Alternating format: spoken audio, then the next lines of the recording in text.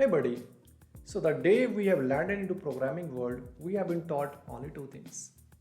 Whenever you are creating a method, either make it void or make it return, right? So if method don't support anything, make your method void. But if it returns something, make it return at the very last, right?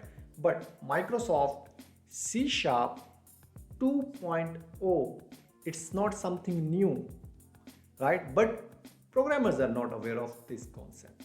So Microsoft C Sharp 2.0 had introduced this yield return, right? Now, where to use that, right? So I have brought up one use case today, so that will perfectly make sense. Okay, here we can use yield return. Now, why I'm saying that yield return behaves like a girlfriend? If that I talk now, that won't make sense. But when we complete this session, you will say, hey, yield return is like a girlfriend. So, and you're not going to forget that concept after that. Okay, so now let's jump into the code and take a deep look. So here we are in the Visual Studio and I'm going to use this console application today to understand this concept. Okay, so first of all, we will talk about little and deep details about yield, right? So first, let's create one method. So what I will say, hey, create one method, and let's say this is a public method, and I will say static. Why I'm saying static? Because I need to call it inside static void main, right? So I'm creating one static method. Okay, now let's rename it. Let's name it get data. I know I'm making a mistake, but I'm doing that intentionally. Okay, so now this is method but not complete. So now I wanted to make my method yield return, right?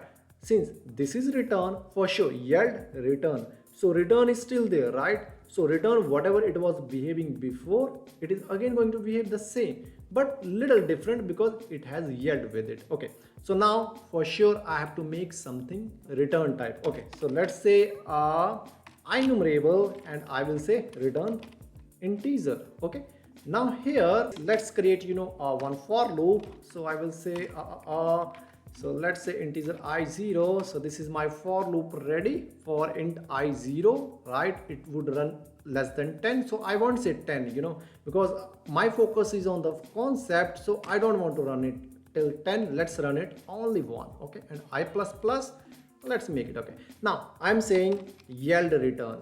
Remember, I'm saying yield return now, right? Come on, I'm saying yield return and whatever this I is. Okay, now first thing that we have to take care about yield return, that yield return will only work with either enumerable or enumerator. Okay, so if I try to make it a list, it will start shouting, right? So now you see it says the body of the program get data, which is this method, cannot be an iterator block because list int is not an iterator interface type, right? So it is not allowing list, right? That clearly gives me a message. But if I say enumerable, we just saw that, right? Enumerable is allowed here. Now let's try with enumerator as well. So let's try with enumerator, this one. So see, enumerator is also allowed. So the first rule of yield return is either enumerable or enumerator, right? Okay, now second thing, we have to call this method, right? So what I will do here now, I will say let's say for each, and I will say not this, so I will say where item in where what till get data. Let's say get data, right? And am I doing something wrong? So let's say what it says. Okay, got it. Because this is enumerator, right? If I have to use enumerator, for each can't simply work on the enumerator. You have to do back and forth things. You have to say get enumerator, then move next, all those stuff, right? So let's change this to enumerable to understand our concept today. Okay, let's make it enumerable. Okay, now this is enumerable, done. You see, now this is happy. It says I'm good with that. This for each good with that, right? But this method still can work with enumerator. But for enumerator, you have to do some additional logic. So I'm keeping this simple, make it enumerable and work with for each. Okay, now let's print something. Console, and let's say console dot write line, and you know what, I will say, let's say this dollar, and I wanted to print something, and I will say this is inside for each, right? So this is inside for each, and I will print the item. Okay, now this should be good. Okay, so we have made a call to this method successfully. Now let's do a couple of more print that will help us to understand it. Okay, so let's say console.write line here, and I will say this is before, this is what, this is before yield return. Okay, and I will say this is after yield return. Now this may little weird, because in return, if we return something, after return this code is not going to execute. This is what was happening in the return, right? But in yield return it is not going to behave that way. Yield return is still going to work even after return. Now let's put a breakpoint and try to understand how it works. So I will put my breakpoint, first breakpoint. Let's put a breakpoint here inside for, and this breakpoint here, right? Let's put one breakpoint over here as well, and now let's run it. Okay, and let's see. Okay, so the first call is here. That was for sure, because over here we are saying make a call to this method, and that was the first line which was executed, and that is why we are here. Okay, this is good. Let's say F10. This is also good, which is expected. Now what will happen in the normal method, right? So in the normal method, if you are writing something return here, it will return, right? And it is not going to come back until you make a second call to the same method, right? Now let's say it will behave little different. So yield return saying, even it returns to the caller method, still the logic which is written after yield return, it is going to work. Okay, now how? So let's say F10. Now you see the call goes to that particular method, the caller method, right? Now if I say F10, you see this is performing whatever logic we have written inside this for each, right? It is doing that job. If there are 100 lines of code, whatever logic, it will perform that job. Now if I say F10, it has completed that for each job. Okay, now it will see it returned back over here, because my breakpoint was here, that's why it came here, right? Even after return. So that means yield return says go to that method, to caller method, and again come back, right? You see this job is still going to perform. Now you say Fi10, it is for sure completed. If I show you that output window, you will see the output say this is before yield return, right? Which is this one, this is before yield return, right? Then this is inside for each, right? Which was this. Now the logic which was executed was this. This is after yield return. You see, right? Now, so remember, in yield return, the job is not done when it says yield return. It means it will complete this job, come back here, and it is called something stateful iteration. Why it is calling stateful iteration? Because it remembers the location where the job was completed, and then next time it knows from where to start. So next time it knows that it is done, now I have to start the job from here. So if it was 100 lines, so it will perform all those 100 lines after yield return, right?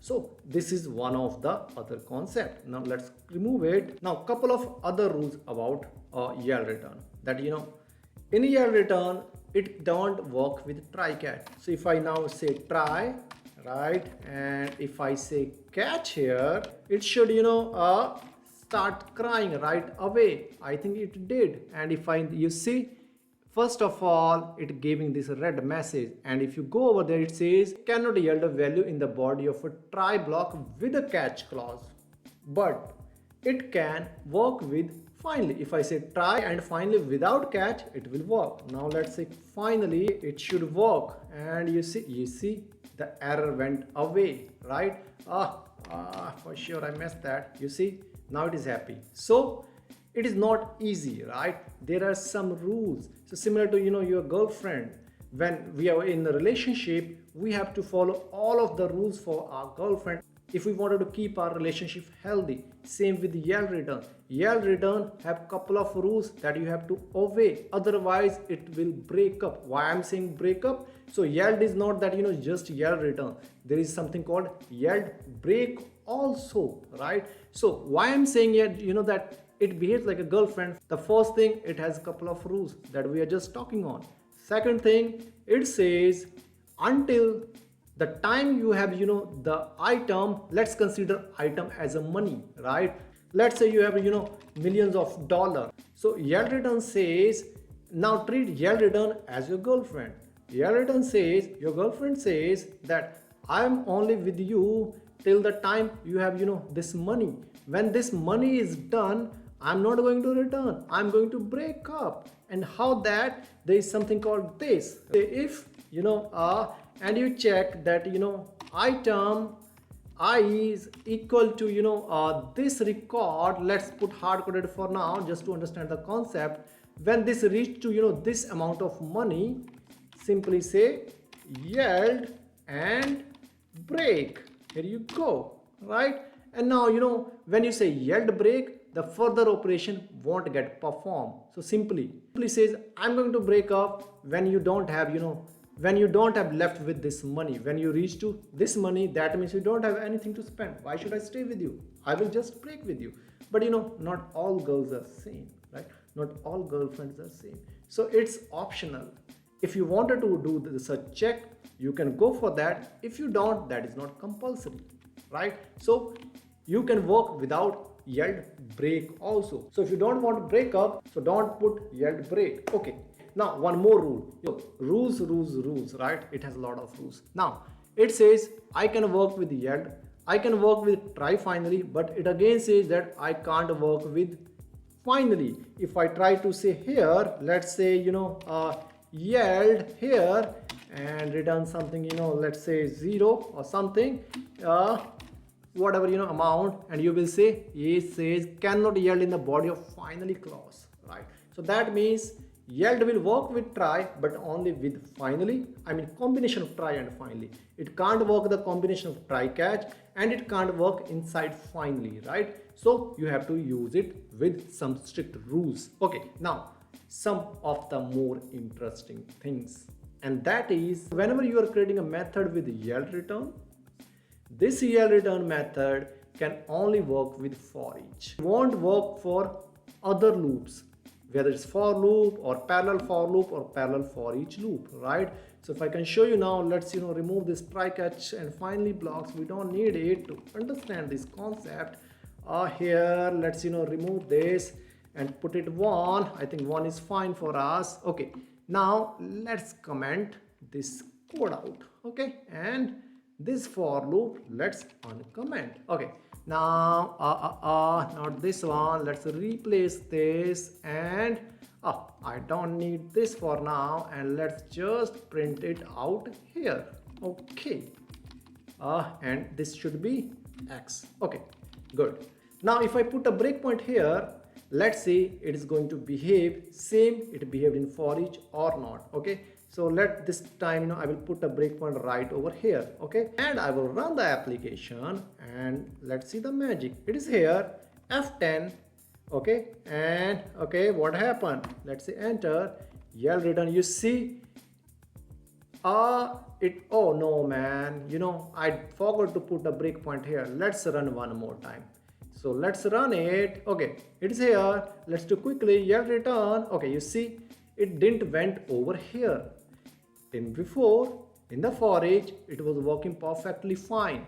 But when you used for, it is not avoiding all those rules. It simply says, I'm not going to follow the yield, right? It even worked after yield return. You see, right? It didn't went here. So that is something, if you wanted to use yield return full feature, go for each, right? It is not going to work with for loop. Now let's check a look on the parallel for loop as well. So let's comment this code, and what, let's uncomment this code that we have already written, and same changes over here as well, and this method we need to call, right? Okay, here you go. Now let's not forget this time that we have to put a breakpoint here.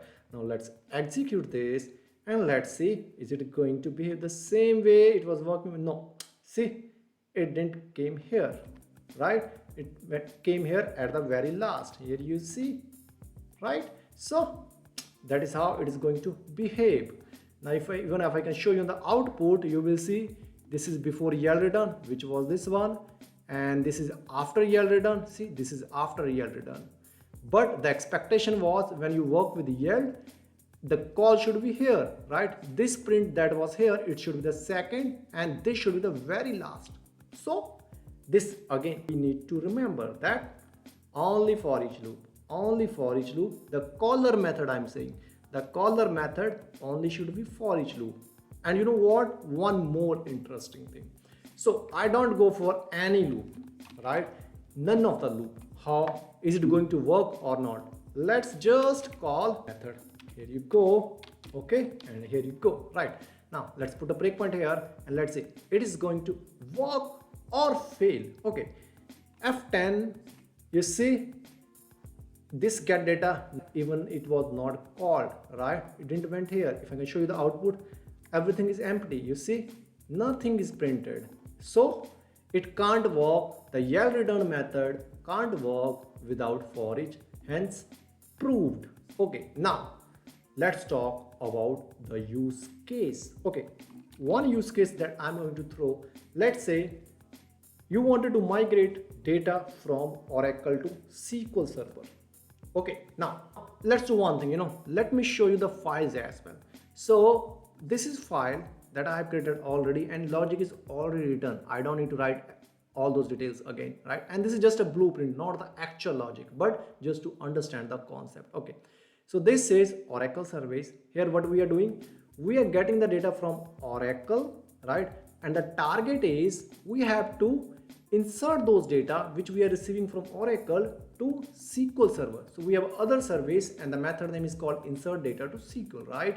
And this is just returning the data to SQL Server, right? It is just to show you the concept, right? That is why not the actual logic. Okay, now one thing that you can do that you can loop over the data, right? Let's say there are millions of record, right? Millions of record. You can loop over the data for sure. And since it is millions of record, let's say I wanted to get 50,000 record at one call, one Oracle call, right? So I'm getting only 50,000 record in pagination, right? Let's say there is no return, right? And what we can do now, when we have this 50,000 record, I will make a call to that SQL service, right? Call to that SQL service to return those 50,000 records. And this process will keep going. That is fine, right? But there is something called solid principle, right? Solid principle says that one class or one method should have only one responsibility, that S principle of solid, single responsibility, right? Now if we do that work here, right, we are calling that SQL service here to insert the data. That way we are breaking those laws, right? Now there are multiple ways to do that, right? But can we use that yield return in this case? The answer is yes, we can do that, because yield return supports something called stateful iteration, right? Which remember what has been done before. Okay, now I'm going to show you how we can do that. Okay, now what I will do, let's go to program class, right? And you know what, let's comment this code and let's delete all these code to avoid any sort of confusion. Even this code, let's delete this code as well. Okay, now let's say I wanted to make a call, not this. First of all, we need to create object for both, for Oracle service, and let's say this is my Oracle service, and I will say new Oracle service, right? So Oracle service, here you go. Okay, this object is created, and again I need one SQL service as well. So I will say SQL service, because I have to hit SQL service to insert the data. Here you go. Okay, now both the objects are created. We know that yield return will only work over for each. Okay, so I'm going to create one for each method, and I will say, where item in what, this Oracle service. So let's say until there is a record in the Oracle service. So Oracle get data from oracles, done, and here you go. Now what I will say, SQL service here, and I will say insert data to SQL, and you go, right? Perfect. Okay, now what will happen? We are saying, hey, get a data from Oracle, it will go there. Here you go, right? Get data from Oracle, and it will come here, perform all those pagination logic, get data from that tables, that particular tables, right? And it says then return, right? Let's say 50,000 records. It fetch the 50,000 records, return back to this method, this caller for each, right? Those 50,000 data inside this item, right? And it will insert those 50,000 items over here inside SQL service insert data, right? And when the job is done, it will again go back to get data for Oracle. Now that will come here, since migration is always a costly job, going to take a lot of memory. So what we will do, we are saying, hey, when that 50,000 records are inserted in that method, come here, and next time for sure it will come here. I'm saying, let's say clean up all the memory. Let's say this, focus over this logic only for now. We are saying once those 50,000 records are done, clean up all the memory, right? And here, that same breakup logic. We are saying that, if this is a last data, last batch, last 50,000 record, then, just break, don't clean the memory. We don't require, because everything is done, right? Okay, now let's just put over only 2 loop. Okay, let's say only 2 records. And now I'm going to execute, and let's see what is going to happen. Okay, it started and executed. Now you see, I'm not going to put a breakpoint at all. That will take a lot of time, because now we already understand the concept, right? So let's focus over what has been printed. So it says, first of all, Oracle get data from table 0, which is done, right? Here you go, right? And then the expectation was it will go back here, insert data right here, and it will try to perform insert data here, and then data inserted into SQL, right? Data is also inserted. Now it will again come back to Oracle service over here, right? And this would be the next line, and it says clean up the memory. Here you go, clean up the memory, and the job will keep repeating. But next time, the change that you will see, when the item was very last, the last item, you don't see that clean up memory, the same thing, because it went here, right? When it was last item, just say yield break, and here you go, don't perform any further operation. The same thing is printed here.